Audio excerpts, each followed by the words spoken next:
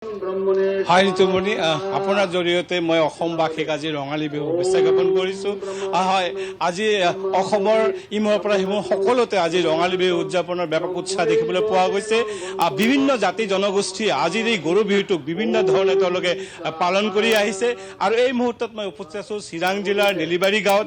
ইয়াতে দেখিবলৈ পোৱা গৈছে যি বড়ো জনগোষ্ঠীয় লোকসকলে আজিৰ দিন বিশেষ কাৰ্যসূচীৰ জৰিয়তে আৰম্ভ কৰিছে আৰু তেওঁলোকৰ যি ৰাজহুৱা যি যজ্ঞহতি, এই যজ্ঞহতিৰ জৰিয়তে তেওঁলোকে প্ৰতি বছৰে এই ৰঙালী বৈশাগুৰ প্ৰথম দিনটোত অৰ্থাৎ বছৰৰ শেষৰ দিনটোত তেওঁলোকে বিদায় দিয়ে আৰু নতুন বছৰটোক তেওঁলোকে আদৰি জনায় এনেদৰে ৰাজহুৱা যজ্ঞৰ জৰিয়তে আৰু বিভিন্ন তেওঁলোকৰ যি বৈদিক মন্ত্ৰ উচ্চাৰণৰ মাজেদি তাৰ পিছতে তেওঁলোকৰ যি সাংস্কৃতিক কাৰ্যক্ৰম আছে এই কাৰ্যক্ৰমখিনি তেওঁলোকে আৰম্ভণি কৰে। মোৰ লগত উপস্থিত আছে ৰঙালী বৈশাগুৰ যিসকল আয়োজক তেওঁলোকৰ পৰা মই জানিবলৈ চেষ্টা কৰিছোঁ যে আজিৰ যি গৰু বিহুৰ দিনাখন গৰুক গা ধুওৱা হয় পৰম্পৰা অনুসৰি বড়ো জনগোষ্ঠীয় লোকসকলে আজিৰ দিনটো দেখিবলৈ পোৱা গৈছে সিহঁতে সুন্দৰ এক যজ্ঞাহুতি ধৰ্মীয় যজ্ঞাহুতিৰ জৰিয়তে আৰম্ভ কৰিছে। আচলতে এইটো কিহৰ কাৰণে কৰা হয়, ইয়াৰ উদ্দেশ্যটো কি আপুনি জনাব?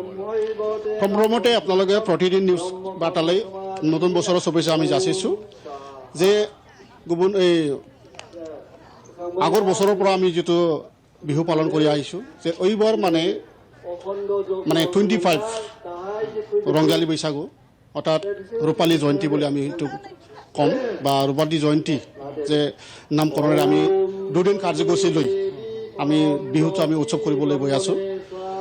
যে আগৰ দৰে এইবাৰো চৈত্ৰ শেষত আৰু বৈশাখ এগত আমি সেই দুদিন দিনটো ধাৰ্য কৰি আমি কামটো কৰি আহিছোঁ। তো আজি প্ৰথম বিহু বা এই বিহুৰ গৰুৰ বিহু বুলি কয়।